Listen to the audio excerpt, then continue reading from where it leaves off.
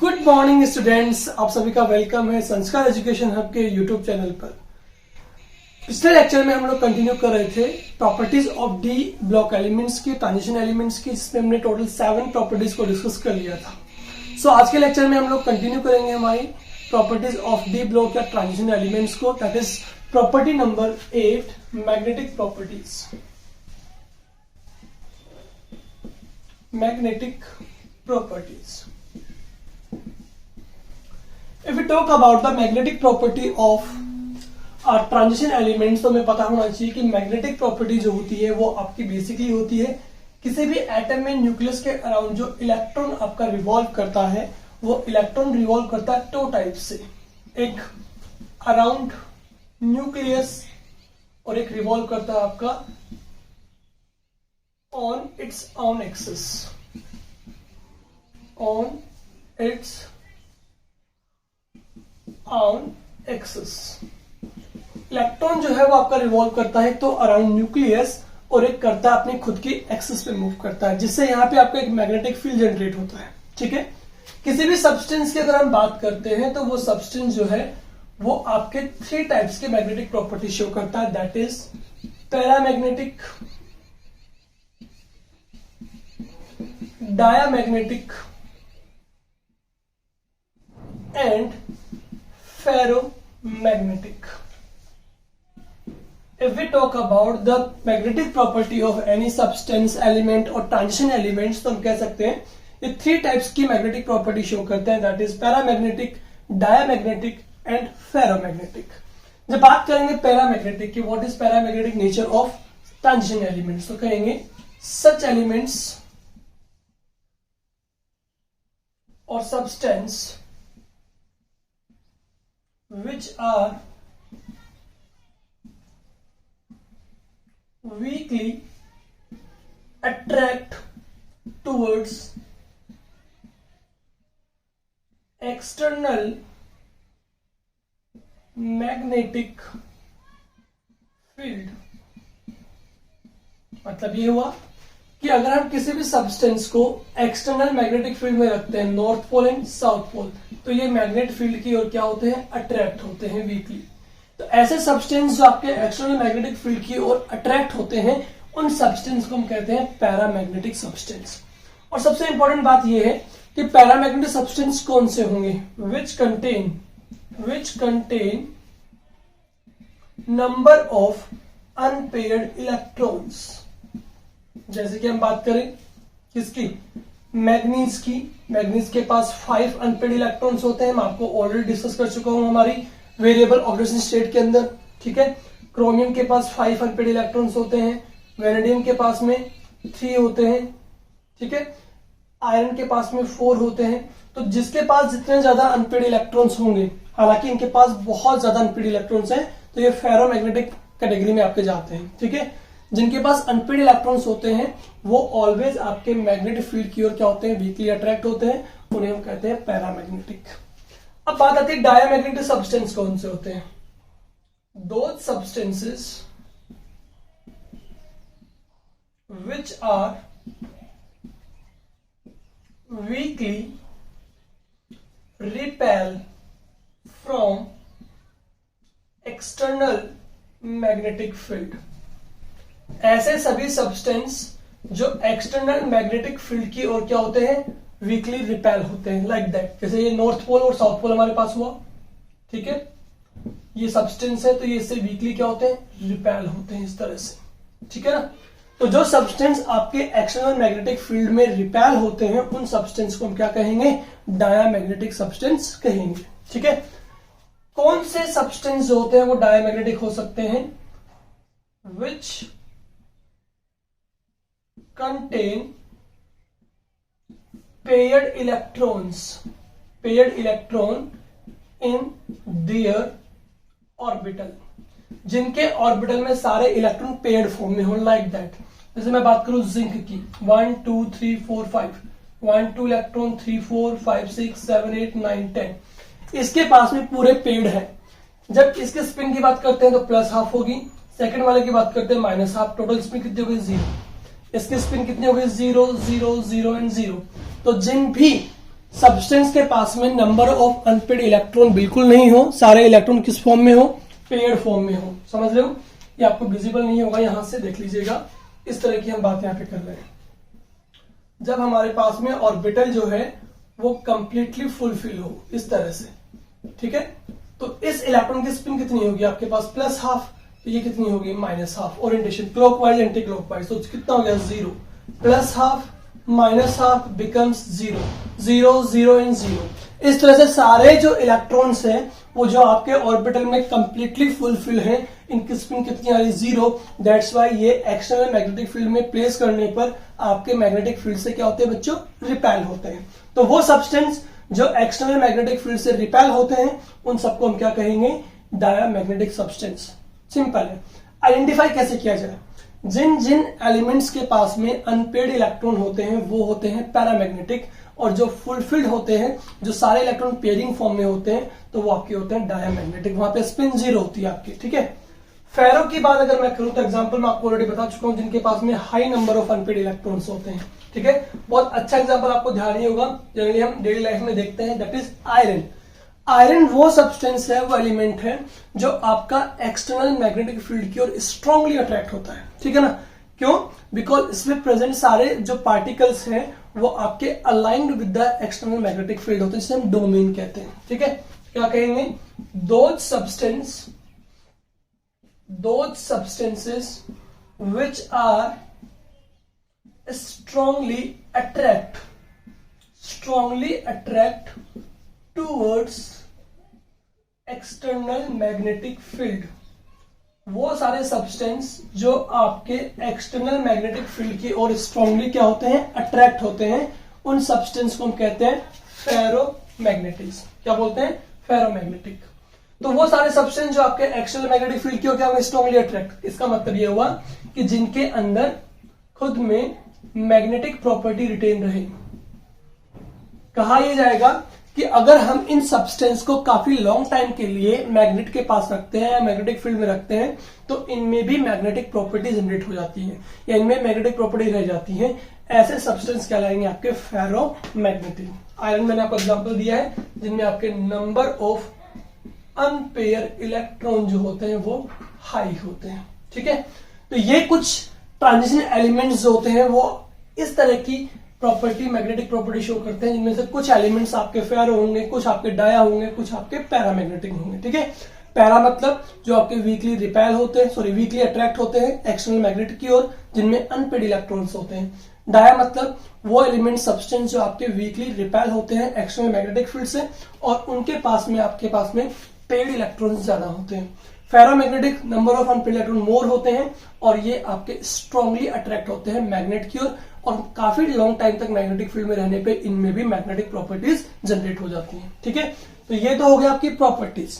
अब हम किसी भी एलिमेंट के अंदर कितना उसके अंदर मैग्नेटिक मोमेंट होगा वो कैसे कैलकुलेट करेंगे ये देखने वाले हैं। तो फटाफट से ले लीजिए यहां तक का स्क्रीनशॉट, इसके बाद हम कंटिन्यू करते हैं मैग्नेटिक प्रॉपर्टी को, और इस पे क्या क्वेश्चन हमारे पास में एग्जाम में आएंगे वो देखेंगे। चलिए हो गया स्क्रीनशॉट।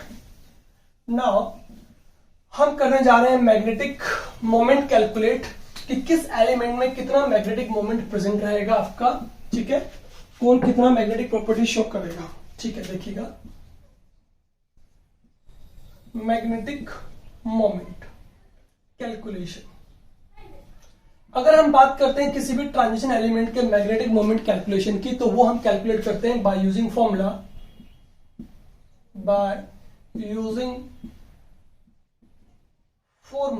जो आपके पास होता है म्यू। म्यू जो सिंबल आपके पास यहां पर है बच्चों, वो म्यू आपका है मैग्नेटिक मोमेंट, जो होता है is equal to √n into n+2, और इसकी जो यूनिट होती है वो होती है आपकी बीएम। बीएम को बोलते हैं बोहर मैग्नेटॉन। क्या बोलते हैं? Bohr magneton. और यहाँ पे जो n है आपका प्लेस किया हुआ वैल्यू, वो क्या होता है यहाँ पे देखिएगा, n होता है यहाँ पे आपका नंबर ऑफ अनपेयर्ड इलेक्ट्रॉन। ठीक है, क्या होता है आपका नंबर ऑफ अनपेयर्ड इलेक्ट्रॉन। चलिए अब कैसे हम किसी एलिमेंट के लिए कैलकुलेट कर पाते हैं मैग्नेटिक मोमेंट को। किसका, जिस भी एलिमेंट का, जिस ट्रांजिशन एलिमेंट का मैग्नेटिक मोमेंट जितना ज्यादा होगा ना बच्चों, वो उतना ज्यादा स्ट्रांगली अट्रैक्ट होता है टुवर्ड्स एक्सटर्नल मैग्नेटिक फील्ड। जितना कम होगा वो उतना अच्छा क्या होगा, आपका डायमैग्नेटिक होगा। जितना ज्यादा मैग्नेटिक मोमेंट होगा वो उतना अच्छा क्या होगा, पैरा देन फेरोमैग्नेटिक होगा। ये आपको ध्यान में रखना है। अब हम कैसे कैलकुलेट करेंगे इसे, किस तरह का क्वेश्चन हमारे पास में बोर्ड एग्जाम्स में आने वाला है इस पे, वो देख लेते हैं फटाफट से। देखिए क्वेश्चन किस तरह का रहेगा। Calculate magnetic moment for divalent ion. आपको कहा जाएगा कि आपका जो आयन है वो कैसा है, डाइवैलेंट, यानी कि मेटल पे 2 पॉजिटिव चार्ज है। If Z is equal to 25, ठीक है। Z का मतलब यहां पे दिया गया है आपको एटॉमिक नंबर कितना है, 25। अब जिस एलिमेंट का एटॉमिक नंबर 25 होता है, आंसर हमारे पास उसका हो जाएगा कि दैट इज मैग्नीज। और इसका इलेक्ट्रॉनिक कॉन्फ़िगरेशन 25 है ना, तो मैंने आपको शॉर्ट ट्रिक बताई थी 3d5, 5 का मतलब 3d5, 2 का मतलब 4s2। तो इसके पास 3d5 4s2 आपके पास में क्या है, इलेक्ट्रॉनिक कॉन्फ़िगरेशन है किसका, मैग्नीज का, ठीक है। 3d5 4s2। बट आपसे कहा यह गया है कि जो आपका एटॉमिक नंबर 25 का जो मेटल है वो आपका डाइवैलेंट है, यानी इस पर चार्ज कितना है, 2 पॉजिटिव। दैट मीन्स मैग्नीज जो है वो आपका 2 पॉजिटिव चार्ज का है। अब 2 पॉजिटिव चार्ज का मीन्स हो गया कि आपको यहां से 2 इलेक्ट्रॉन्स रिमूव कर देने हैं। तो यहां से आप 2 इलेक्ट्रॉन्स करेंगे रिमूव आउटर मोस्ट शेल से, तो आपके पास कॉन्फ़िगरेशन क्या रह गया, 3d5 4s0 after loss of 2 electrons.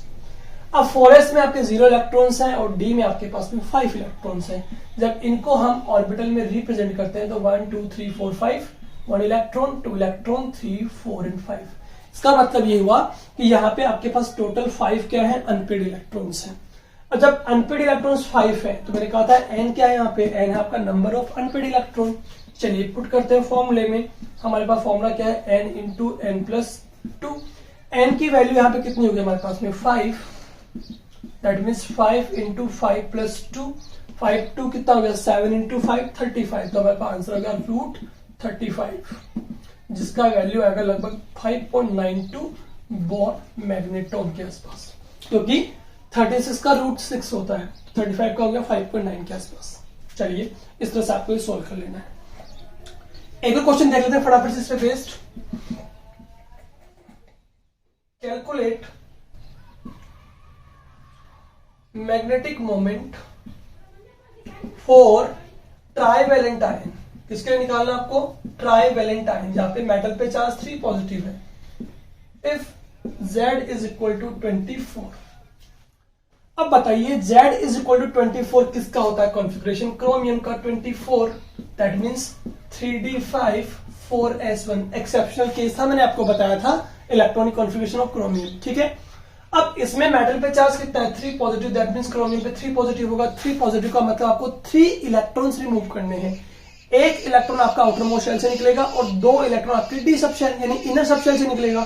तो एक इलेक्ट्रॉन निकलेगा वहां से, 2 इलेक्ट्रॉन्स यहां से, तो आपके पास क्या बचेगा, 3d3 4s0। दैट मीन्स आपके पास 3d सबशेल जो है उसमें टोटल 3 इलेक्ट्रॉन्स हैं जो अनपेड फॉर्म में है। फॉर्मूला आपके पास है ही, mu is equal to under root n into n plus 2 Bohr magneton, ठीक है। n की वैल्यू कितनी होगी हमारे पास, 3। That means under root 3 into 3 plus 2। That means कितना हो गया, 3 इंटू 2, 3 प्लस 2 कितना हुआ, 5। 5 इंटू 3 कितना हो गया, अंडर रूट 15। और अंडर रूट 15 का हमारे पास में आंसर कितना रहेगा, यह आ जाएगा आपका 3.7 बोर मैग्नेटॉन के आसपास। 3.7 या 8 जो भी आपका आ रहा है, ठीक है, कैलकुलेट कर लीजिएगा। तो इस तरह से आपको क्वेश्चंस मिलेंगे और इस तरह से आपको उनका आंसर रिप्रेजेंट करना है। अब एक क्वेश्चन मैं आपको दे रहा हूं एज एन होमवर्क। इस क्वेश्चन का आंसर आपको कैलकुलेट करना है और कैलकुलेट करने के बाद इसका आंसर आपको यूट्यूब पर कमेंट बॉक्स में जरूर से डालना है, ठीक है। चलिए देखते हैं क्वेश्चन क्या आपके पास। Calculate magnetic moment for divalent ion, that is m2 plus if Z is equal to 27। इसके लिए आपको मैग्नेटिक मोमेंट कैलकुलेट करना है by using such formula, this formula, okay. So इसका आंसर कैलकुलेट कीजिएगा। आंसर जो है वो कमेंट बॉक्स में जरूर से डालिएगा। चलिए ठीक है, तो इस तरह से आपकी प्रॉपर्टी नंबर 8 जो है मैग्नेटिक प्रॉपर्टी, वो यहाँ पे आपकी कंप्लीट हो जाती है। अगर मैं कंपेयर करूं इन दोनों एलिमेंट्स को, तो इनमें से ये वाला एलिमेंट आपका स्ट्रांगली अट्रैक्ट होगा towards external magnetic field, because इसका मैग्नेटिक मोमेंट हाई है और इसका मैग्नेटिक मोमेंट लो है, तो ये वीकली अट्रैक्ट होगा टुवर्ड्स मैग्नेटिक फील्ड। ठीक है, और इसका आप आंसर कैलकुलेट करके कमेंट बॉक्स में जरूर डालिएगा। नेक्स्ट प्रॉपर्टी को हम डिस्कस करने जा रहे हैं, दैट इज हमारी होगी कलर्ड प्रॉपर्टी। कौन सी प्रॉपर्टी होगी? Coloured property. Property number 9, that is coloured property. If you talk about colour property of transition element, तो हम यहाँ पे क्या कहेंगे कि कलर क्यों शो करते हैं। तो देखिएगा फटाफट से, अगर हम बात करते हैं डी ब्लॉक एलिमेंट्स की, तो यहाँ पर आपके पास में डी ब्लॉक एलिमेंट्स के ट्रांजिशन ऑर्बिटल्स मैंने यहाँ पे रिप्रेजेंट किए हैं डी ब्लॉक के। इन सभी ऑर्बिटल्स की एनर्जी जो है वो अभी तक क्या है बच्चों? सेम है। देखिए, ना कोई आपका हायर एनर्जी लेवल पे है, ना कोई आपका लोअर एनर्जी लेवल पे, सबके सब आपके सेम एनर्जी पे एग्जिस्ट कर रहे हैं, तो इन्हें हम बोलते हैं डीजनरेट ऑर्बिटल्स। हालांकि इसके बारे में कंप्लीट एक्सप्लेनेशन जो आपके पास आएगा स्प्लिटिंग का, वो आपका आएगा नेक्स्ट चैप्टर में, दैट इज कोऑर्डिनेशन कंपाउंड्स में। बट फिलहाल हम क्या देख रहे हैं कि ये ऑर्बिटल्स जो है आपके पास कौन से हैं? डीजनरेट ऑर्बिटल्स हैं। जैसे ही ये कांटेक्ट में आते हैं किसी लिगेंड के, इलेक्ट्रॉन डोनर स्पीसीज के, तो ये आपके 2 पार्ट्स में स्प्लिट हो जाते हैं। ठीक है, दैट इज लाइक दैट। ठीक है, एक आपका लोअर एनर्जी ऑर्बिटल होगा, एक आपका हायर एनर्जी ऑर्बिटल होगा। ठीक है, तो एक्चुअली में मान लीजिए कोई इलेक्ट्रॉन अगर आपका लोअर एनर्जी ऑर्बिटल में है और इसे आप प्रोवाइड कर रहे हैं लाइट के फॉर्म में एनर्जी प्रोवाइड कर रहे हैं किस फॉर्म में? लाइट के फॉर्म में। आपको पता है लाइट में कलर होते हैं 7, जो कि होता है आपका विबग्योर। ठीक है, 7 कलर आपके पास में इनबिल्ड होते हैं जब हम बात करते हैं लाइट की, और लाइट के फॉर्म में अगर आप इसे एनर्जी प्रोवाइड करते हैं इलेक्ट्रॉन को, तो ये इलेक्ट्रॉन एनर्जी एब्सॉर्ब करने के बाद मूव कर जाएगा आपका हायर एनर्जी लेवल पर। ठीक है, इलेक्ट्रॉन को जैसे एनर्जी मिलेगी तो इलेक्ट्रॉन जो है वो ग्राउंड स्टेट से आपका हायर एनर्जी लेवल पे मूव कर जाता है। कुछ टाइम बाद ये वापस कहां आ रहा होता है? नीचे की ओर। ठीक है, पहले तो क्या होगा कि जो इलेक्ट्रॉन आपका लोअर एनर्जी ऑर्बिटल में है, जब तक इन ऑर्बिटल्स की एनर्जी सेम है तब तक इन ऑर्बिटल्स को हम बोलते हैं डीजनरेट ऑर्बिटल। जैसे ही ये लिगेंड से कांटेक्ट में आते हैं, लिगेंड का मतलब मैंने आपको बताया हुआ है कि इलेक्ट्रॉन डोनर स्पीसीज, वो स्पीसीज जो इलेक्ट्रॉन डोनेट करते हैं, वो न्यूट्रल भी हो सकता है, नेगेटिवली चार्ज भी हो सकता है। इस तरह से जैसे इनके कांटेक्ट में आते हैं तो इनकी डीजनरेसी खत्म हो जाती है और आपके ये 2 पार्ट्स में स्प्लिट हो जाते हैं, लोअर एनर्जी में एंड हायर एनर्जी में। तो जब लोअर एनर्जी में प्रेजेंट इलेक्ट्रॉन को आप एनर्जी प्रोवाइड करते हैं, तो ये इलेक्ट्रॉन एनर्जी को एब्सॉर्ब करने के बाद में 7 कलर में से किसी भी एक कलर की वेवलेंथ को एब्सॉर्ब करने के बाद मूव करता है किसमें? एक्साइटेड स्टेट में। ठीक है, हायर एनर्जी लेवल में। और कुछ टाइम बाद वापस, जैसे मान लीजिए पेन है, पेन को आप एनर्जी प्रोवाइड कर रहे हैं, जितनी अमाउंट ऑफ एनर्जी प्रोवाइड करेंगे ये उतना मूव करता है एक्साइटेड स्टेट में। कुछ टाइम बाद वापस से नीचे की ओर क्या होता है? रिटर्न आ जाता है। जब नीचे की ओर रिटर्न आ रहा है तो एनर्जी को इमिट करता है, और जो एनर्जी ये इमिट करता है वो करता है ईएमआर के फॉर्म में, इलेक्ट्रोमैग्नेटिक रेडिएशन के फॉर्म में। ठीक है, और वही आपको विजिबल रीजन में कलर के फॉर्म में शो होती है। ठीक है, फॉर एन एग्जांपल टाइटेनियम 3+ को देखिए। टाइटेनियम की अगर मैं बात करूं तो ये 22 नंबर का एलिमेंट्स है, दैट मीन्स 3d2 4s2। अब इस पे चार्ज काउंट कीजिए कितना है? 3 पॉजिटिव। इसका मतलब इसमें से हमें 3 इलेक्ट्रॉन्स निकालने हैं, 2 यहां से 1 यहां से, तो 3d1 आपके पास बचेगा। 1 मतलब 1 इलेक्ट्रॉन, ये इलेक्ट्रॉन यहां पर आपका लोअर एनर्जी ऑर्बिटल में प्रेजेंट है। अब इस इलेक्ट्रॉन को एनर्जी प्रोवाइड करते हैं तो ये एक कलर की वेवलेंथ को एब्सॉर्ब करता है, मूव करता है कहां पर? एक्साइटेड स्टेट में। वापस जब नीचे आ रहा होता है तो ये अपनी एनर्जी को इमिट करता है। वो एनर्जी जो ये इमिट करता है वो एनर्जी आपको विजिबल रीजन में कलर्स के फॉर्म में दिखाई देती है। इसलिए टाइटेनियम 3+ जो होता है वो आपका पर्पल कलर शो करता है। ठीक है, एज वेल मैं आपको बताऊं मैग्नीज 3+, क्रोमियम 3+, मैग्नीज 2+, ये सब के सब आपके वॉयलेट कलर शो करते हैं। ठीक है, क्यों? बिकॉज ये सब के सब आपके एनर्जी एब्सॉर्ब करने के बाद ट्रांजिशन में पार्टिसिपेट करते हैं। तो अगर आपसे कहा जाए कि टाइटेनियम 3+ कलर है, ये कलर शो करता है पर्पल, ये कलर शो करते हैं वॉयलेट, क्यों? तो आपका आंसर जो होगा वो होगा ड्यू टू डी ट्रांजिशन। किस वजह से होगा? डी ट्रांजिशन की वजह से।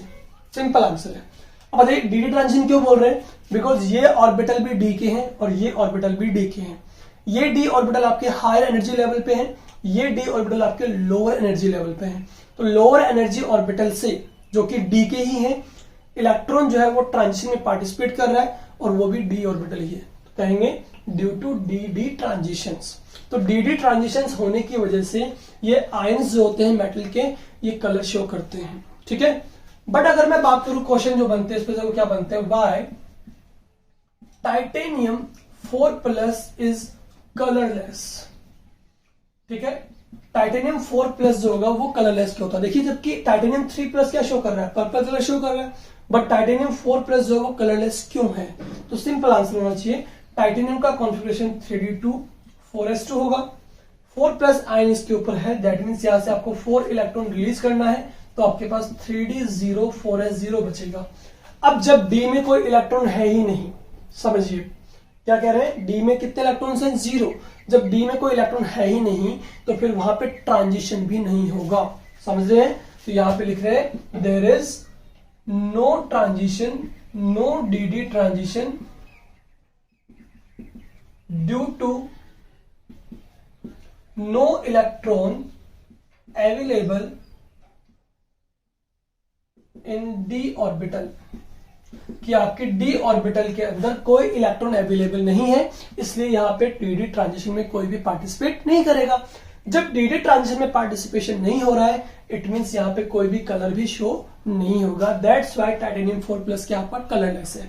तो एक कॉन्सेप्ट बना आपके पास, कॉन्सेप्ट क्या बना कि जब भी आपके पास डी ऑर्बिटल में कोई इलेक्ट्रॉन अवेलेबल नहीं होता है तो वहां पे कोई ट्रांजिशन नहीं होते, और जब ट्रांजिशंस नहीं होंगे तो वहां पे कोई कलर भी शो नहीं होगा। दैट्स व्हाई, देखिए एक और question, scandium 3+ is also colourless.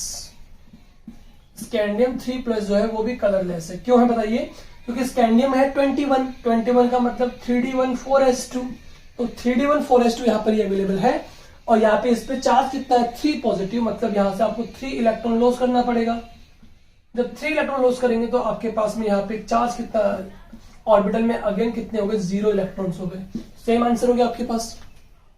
Scandium 3+, titanium 4+, इन सब की जब हम बात करते हैं तो यहाँ पे डी ऑर्बिटल में कोई भी इलेक्ट्रॉन प्रेजेंट नहीं है, और जब कोई इलेक्ट्रॉन प्रेजेंट नहीं होगा तो ये ट्रांजिशन में पार्टिसिपेट नहीं करेंगे। दैट्स व्हाई ये कोई कलर शो नहीं करते, ये कलरलेस होते हैं।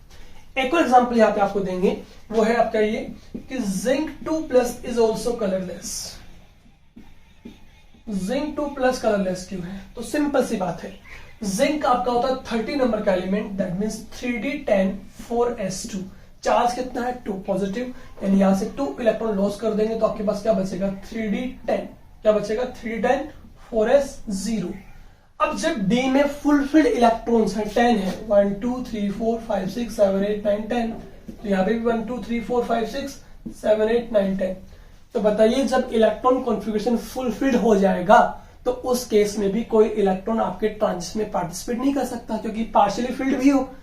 जब आपका इलेक्ट्रॉनिक कॉन्फ़िगरेशन पार्शियली फिल्ड होगा तभी वो ट्रांजिशन में पार्टिसिपेट करेगा। दैट मीन्स कॉपर 2+ यहां पे अगर हम एग्जांपल के फॉर्म में लेते तो वो कलर शो करता, क्योंकि वहां पे 3d9 हो जाता, तो एक आपका इलेक्ट्रॉन ट्रांजिशन में पार्टिसिपेट कर सकता था।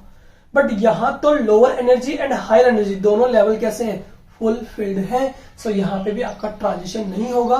दैट्स व्हाई ये भी क्या होगा, कलरलेस। तो बोलेंगे due to fully filled electron configuration, due to fully filled electron configuration ये आपका कलरलेस होगा।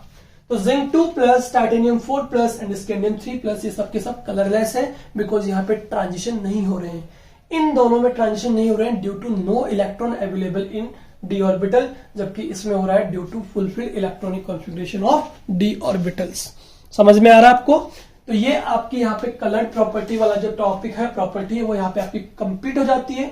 इस पे बेस्ड मैंने 2-3 क्वेश्चन जो थे वो आपको बता दिए हैं। इस तरह के क्वेश्चन आपसे वो पूछ सकते हैं, या तो पूछेगा कि ये आपका मेटल आयन जो है वो कलर्ड क्यों है, तो बताइएगा due to d d transition, या पूछेगा ये कलरलेस क्यों है, तो आपके पास आंसर्स हैं। ठीक है, फटाफट से लीजिए स्क्रीनशॉट, देन हम स्टार्ट करते हैं property number 10, that is formation of interstitial compound.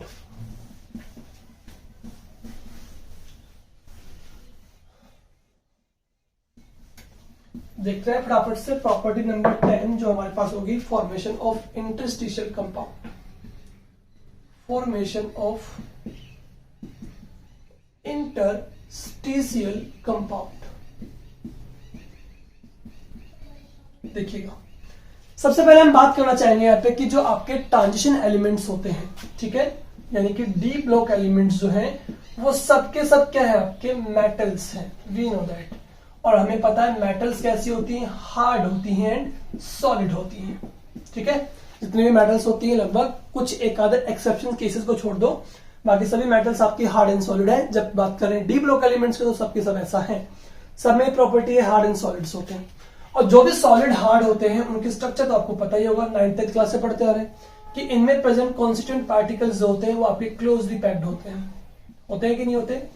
Closely packed होने के बावजूद भी, after closely packed of constituent particles in any solid crystal structure, इनके यहाँ पे कुछ गैप होते हैं। वो गैप आपके जो होते हैं वो होते हैं आपके इंटरस्टिशियल स्पेस बोलते हैं। क्या बोलते हैं? Interstitial space. किसी भी सॉलिड की क्रिस्टल लैटिस जो होती है, जैसे मान लीजिए टाइटेनियम की क्या है, क्रिस्टल लैटिस है। क्या है? Crystal lattice.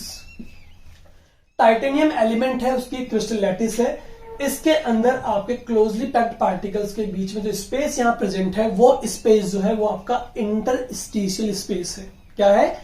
Interstitial space.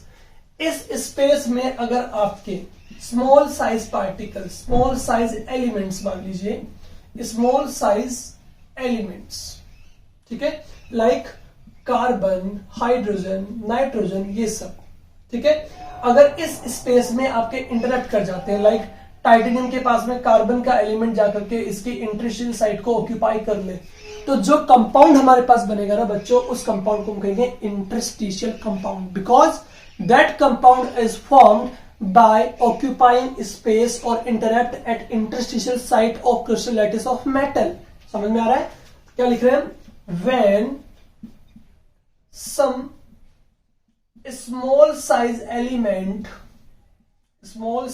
element like carbon, hydrogen, nitrogen occupy or interact interstitial site of crystal lattice of metal, then the compound is formed known as interstitial compound. उस compound को हम क्या कहेंगे? Interstitial compounds. समझ रही बात आपको? कि जब भी हम कोई स्मॉल साइज एलिमेंट्स की बात करते हैं, लाइक कार्बन, हाइड्रोजन, नाइट्रोजन, ये स्मॉल साइज के एलिमेंट जब किसी क्रिस्टल लैटिस ऑफ मेटल की इंटरस्टिशियल साइट को ऑक्यूपाई कर लेते हैं, तो जब कंपाउंड अब बनेगा, एलिमेंट प्लस एलिमेंट कंपाउंड बनेगा, तो वो कंपाउंड को हम कहेंगे इंटरस्टिशियल कंपाउंड। अब सोचिए जरा, कॉन्सेप्ट लगाएंगे कि जब इंटरस्टिशियल साइट को, पहले हल्का सा साइट क्या था आपका?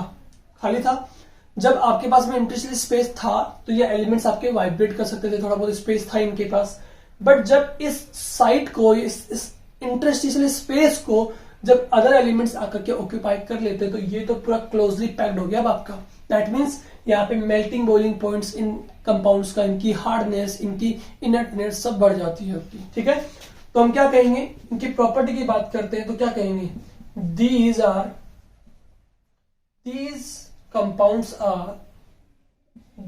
Compounds have high melting point and boiling point. Obviously, because जब इंटरस्टिशियल साइट को भी कोई एलिमेंट आकर के ऑक्यूपाई कर लेता है तो इनकी हार्डनेस बढ़ेगी, डेंसिटी बढ़ेगी। दैट मीन्स इसको मेल्ट या बॉइल करने के लिए अमाउंट ऑफ एनर्जी भी ज्यादा देना पड़ेगा। सिंपल सी बात है।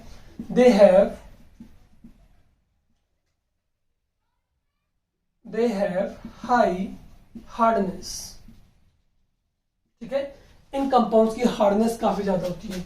सम ऑफ लाइक डायमंड, मतलब कुछ बोराइट्स की तो हार्डनेस इतनी इंक्रीज हो जाती है कि ये डायमंड जितना हार्ड आपका हो जाता है। मतलब कुछ एग्जांपल्स हमें देखने को मिलते हैं कि कुछ इंटरस्टिशियल कंपाउंड जो होते हैं उनकी हार्डनेस इज इक्वल टू हो जाती है हार्डनेस ऑफ डायमंड की।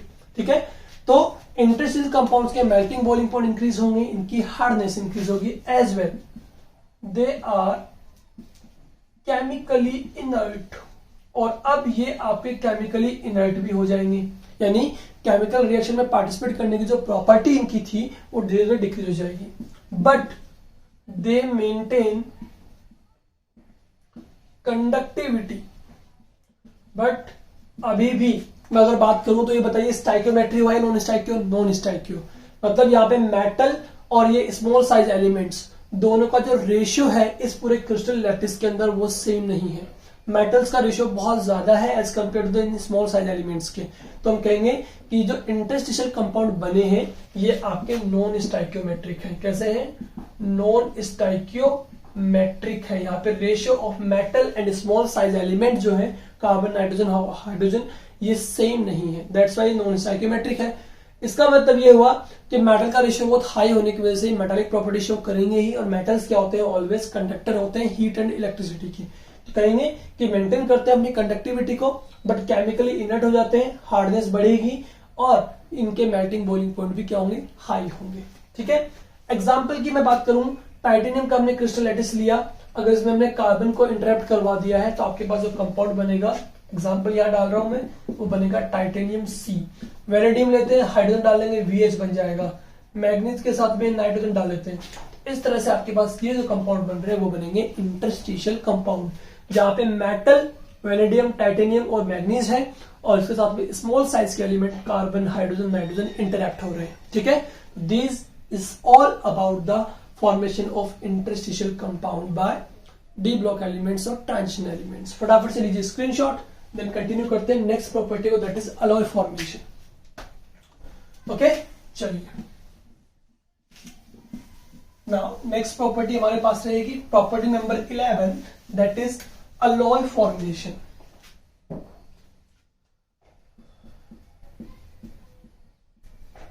अलॉय फॉर्मेशन, अगर हम बात करते हैं अलॉय फॉर्मेशन की, तो अलॉय फॉर्मेशन के लिए हम क्या कहेंगे? That is mixing of two or more metals. समझ में आ रहा है आपको? जब भी हम कोई टू और मोर मेटल्स को आपस में मिक्स करते हैं तो उन्हें हम क्या बोलते हैं? अलॉयज बोलते हैं। Mixing of two or more metals is known as alloys. ठीक है, इसका मतलब ये हुआ कि ट्रांजिशन एलिमेंट्स होते हैं, डी ब्लॉक एलिमेंट्स होते हैं, उनको आपस में मिक्स करके हम कुछ अलॉयज का फॉर्मेशन कर सकते हैं। ये प्रॉपर्टी आपकी ट्रांजिशन एलिमेंट्स में प्रेजेंट होती है।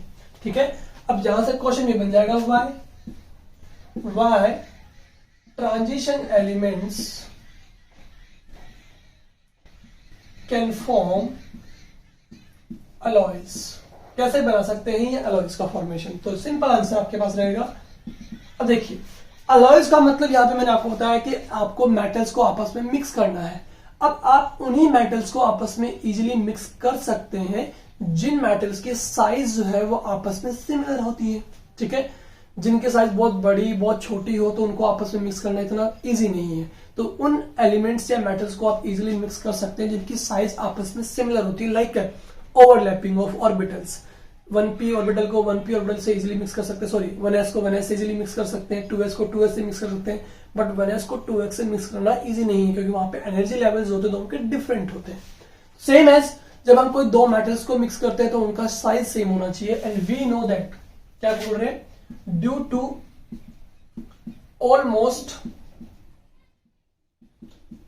Similar size of transition elements. तो आपके आंसर ये रहेगा कि बहुत सारी ट्रांजिशन एलिमेंट्स ऐसी होती हैं जिनकी साइज आपस में सिमिलर होती है, इसकी वजह से ये अलॉय फॉर्मेशंस कर सकते हैं। और आपको याद भी होगा, मैंने आपको पढ़ाया था, स्कैंडियम से आयरन तक साइज डिक्रीज होती है, इसके बाद साइज कांस्टेंट रहती है और हल्की सी इंक्रीज होती है। तो यहां से यहां तक के एलिमेंट्स होते हैं, आयरन, कोबाल्ट, निकल, कॉपर, जिंक, ये सभी एलिमेंट्स सिमिलर साइज के होते हैं, इसीलिए इन्हीं एलिमेंट्स को मिक्स कर करके हम अलॉय का फॉर्मेशन कर सकते हैं। एग्जांपल ले लेते हैं फटाफट से, ब्रास, ठीक है, जो बनता है कॉपर प्लस जिंक से। बताइए, कॉपर और जिंक दोनों सिमिलर साइज के एलिमेंट्स हैं, मिक्स करके आराम से ब्रास का फॉर्मेशन कर सकते हैं। सेम एज ब्रॉन्ज, ब्रॉन्ज की बात करते हैं तो यहां पे आप लेते हैं क्या, कॉपर प्लस टिन लेते हैं इसके अंदर, ठीक है। इसको मिक्स करके अपन ये ब्रॉन्ज का फॉर्मेशन कर सकते हैं। तो बहुत सिमिलर साइज के एलिमेंट्स को मिक्स करके हम डिफरेंट डिफरेंट एलॉयज का फॉर्मेशन कर सकते हैं। Simple. Now next is formation of metallic property, formation of metallic bond बोल सकते हैं आप, मेटालिक बॉन्ड। अगर मैं बात करूं डी ब्लॉक एलिमेंट्स की, तो क्वेश्चन यहां से जनरेट क्या होगा, why transition elements form metallic bond formation, metallic bond क्यों बना सकते हैं ये, ठीक है। तो सिंपल सा आंसर होगा हमारे पास में। एक बात बताइए कि कोई भी एलिमेंट, कोई भी कंपाउंड, कोई भी आपका एलिमेंट या कोई भी मेटल जो है वो मेटालिक बॉन्ड कब बनाएगा, वो तब बनाएगा ना जब उसके ऑर्बिटल्स में पार्शियली फिल्ड डी ऑर्बिटल्स होंगे, ठीक है, समझ रहे हो। जितने ज्यादा पार्शियली फिल्ड डी ऑर्बिटल्स होंगे या जितने ज्यादा अनपेड इलेक्ट्रॉन्स होंगे उतना ज्यादा मेटालिक बॉन्ड फॉर्मेशन यहां पर होगा। क्या कहेंगे, ड्यू टू प्रेजेंस ऑफ, देखो simple answer, due to presence of partially field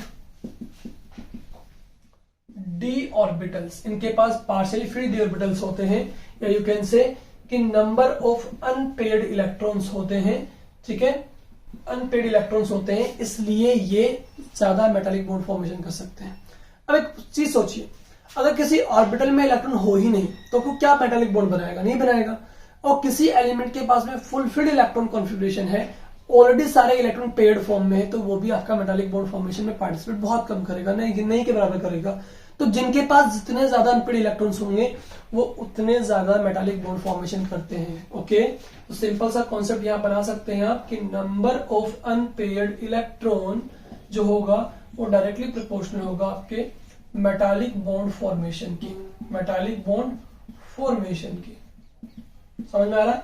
that means ये हुआ कि स्कैंडियम से आपको पता ही है मैग्नीज तक आपके नंबर ऑफ अनपेड इलेक्ट्रॉन क्या होते हैं, यहां से यहां तक आपके number of unpaired electron increase होते हैं। मैग्नीज के बाद में जिंक तक होती है पेयरिंग, क्या होती है, पेयरिंग ऑफ इलेक्ट्रॉन होती है। दैट मीन्स यहां पर आपके अनपेड इलेक्ट्रॉन जो है वो आपके डिक्रीज होते हैं। सिंपल, ठीक है। इसका मतलब ये हुआ कि क्रोमियम और मैग्नीज जो है ना वो आपके हार्डेस्ट एलिमेंट होंगे। क्यों? क्योंकि क्रोमियम और मैग्नीज के पास में, क्रोमियम एंड मैग्नीज के पास में आपके पास 5 अनपेयर्ड इलेक्ट्रॉन अवेलेबल है। जबकि क्रोमियम की बात करूं तो क्रोमियम के पास तो 6 है, 4s1 भी है, ठीक है ना, 4s1 भी है, 3d5 भी है। तो सबसे ज्यादा हार्डेस्ट एलिमेंट आपका क्रोमियम होगा due to available of highest number of unpaired electrons, ठीक है ना, समझ में आ रही है। जबकि डी ऑर्बिटल में दोनों के पास में 5 अनपेड इलेक्ट्रॉन्स हैं। तो स्कैंडियम टू मैग्नीज जब हम मूव करेंगे तो number of unpaired electron increase होने पर ये ज्यादा मेटालिक बॉन्ड फॉर्मेशन करेंगे। और इसके बाद इलेक्ट्रॉन्स की पेयरिंग होती रहती है। मैग्नीज के बाद मैंने आपको पढ़ाया था वेरिएबल ऑपरेशन स्टेट में, वहां आप अच्छे से देख लीजिएगा। तो वहां से यहां तक जब इलेक्ट्रॉन्स की पेयरिंग होना स्टार्ट हो जाती है तो वैसे वैसे आपके मेटालिक बॉन्ड फॉर्मेशन कम होना स्टार्ट हो जाएगा। दैट मीन्स जिंक की अगर मैं बात करूं तो इनके मेल्टिंग बॉइलिंग पॉइंट सबसे लो होते हैं। क्यों होते हैं लो, बताइए? क्योंकि इसके पास में फुल फिल्ड इलेक्ट्रॉन कॉन्फ़िगरेशन है, और जब फुल फिल्ड इलेक्ट्रॉन कॉन्फ़िगरेशन है दैट मीन्स ये मेटालिक बॉन्ड फॉर्मेशन में पार्टिसिपेट नहीं करेंगे। जब मेटालिक बॉन्ड नहीं बनाएंगे तो इनको इजीली मेल्ट किया जा सकता है, ठीक है। इनकी एंथैल्पी ऑफ एटमाइजेशन जो होगी, एटम्स का फॉर्मेशन नहीं कर रहे ना, यहाँ पर सिंपल सी बात है, कोई बॉन्ड फॉर्मेशन नहीं कर रहे, ठीक है। तो इनकी जो एंथैल्पी ऑफ एटमाइजेशन जो होगी, देखिएगा एक और वर्ड मैं यहां पे यूज कर रहा हूं, एंथैल्पी ऑफ एटमाइजेशन, वो भी आपकी लो होती है, दैट इज 126 किलो जूल पर मोल। तो इनकी एंथैल्पी ऑफ एटमाइजेशन का लो होना, ठीक है, 126 किलो जूल पर मोल, ये भी ये डिनोट करता है कि ये आपके फुल फिल्ड इलेक्ट्रॉन कॉन्फ़िगरेशन होने की वजह से पार्टिसिपेट नहीं करते हैं मेटालिक बॉन्ड फॉर्मेशन में। Due to fully filled electron configuration can not participate in metallic bond formation. तो मेटालिक बॉन्ड फॉर्मेशन में पार्टिसिपेट नहीं कर रहे हैं due to fully filled electron configuration. That's why we can say कि इनकी एंथैल्पी ऑफ एटमाइजेशन भी लो होगी। क्यों? मेटालिक बॉन्ड नहीं बन रहा, इसका मतलब वहां से एनर्जी आपकी इवॉल्व नहीं हो रही है। ठीक है, एनर्जी नहीं बन रही, इसका मतलब यहाँ पे आपकी लो रहेगी enthalpy of atomisation. As well इनके मेल्टिंग बॉइलिंग पॉइंट लो रहेंगे। सेम एज मैं कहूं क्रोमियम और मैग्नीज का, तो इनके मेल्टिंग बॉइलिंग पॉइंट हाई रहेंगे बिकॉज इनमें सबसे ज्यादा नंबर ऑफ अनपेड इलेक्ट्रॉन्स हैं और इनमें से भी क्रोमियम में। तो आप जब ग्राफ देखेंगे यहाँ पर इनके मेल्टिंग बॉइलिंग पॉइंट का, तो आपको मिलेगा क्रोमियम सबसे टॉप पे because it contains 6 number of unpaired electron. तो 6 बॉन्ड फॉर्मेशन यहाँ पे कर सकता है। जितना ज्यादा मेटालिक बॉन्ड फॉर्मेशन करेंगे उतना ही हमें एनर्जी की रिक्वायरमेंट होगी इनको मेल्ट या बॉइल करने के लिए। ठीक है, सो बच्चों यहाँ पर आपका ये मेटालिक बॉन्ड फॉर्मेशन प्रॉपर्टी है वो भी कंप्लीट हो जाती है और इसी के साथ डी ब्लॉक एलिमेंट्स या ट्रांजिशन एलिमेंट्स की जितनी भी प्रॉपर्टीज थी वो हमने कंप्लीट कर ली है with all number of questions के साथ में। ठीक है, जितने क्वेश्चन मैंने आपको यहाँ पे प्रोवाइड किए हैं, एक क्वेश्चन ये भी बनता है why enthalpy of atomisation of zinc is lowest among all transition element, तो बताएंगे due to fully filled electron configuration can not take participate in metallic bond formation. ठीक है, जितने क्वेश्चन मैंने आपको बताए उनसे आउट कोई क्वेश्चन आपके पास में CBSE, RBSE of any other boards किसी भी बोर्ड एग्जाम में आपके पास नहीं आने वाला है। ठीक है, तो यहाँ पे आपके डी ब्लॉक एलिमेंट जो है वो कंप्लीट हो जाते हैं। ठीक है, एक लेक्चर हम लोग हो सकता है KMnO4 K2 CR7 पे बनाए, हालांकि वो सिलेबस से आपका डिलीट कर दिया गया है, बट फिर भी ट्राई करेंगे और ए ब्लॉक एलिमेंट्स का एक लेक्चर हम ले सकते हैं। तो इसके साथ हमारा चैप्टर जल्दी ही कंप्लीट होने वाला है या हो गया है ऑलमोस्ट अपना चैप्टर कंप्लीट। अगर हम इस ईयर के सिलेबस की बात करते हैं तो यहां तक हमारा चैप्टर कंप्लीट हो चुका है। ठीक है बच्चों, तो मिलते हैं नेक्स्ट लेक्चर में न्यू टॉपिक के साथ। ठीक है, और चैनल को ज्यादा से ज्यादा सब्सक्राइब, लाइक एंड कमेंट करते रहिएगा और मोटिवेट करते रहिए मुझे अपनी न्यू वीडियोस बनाने के लिए। Thank you so much.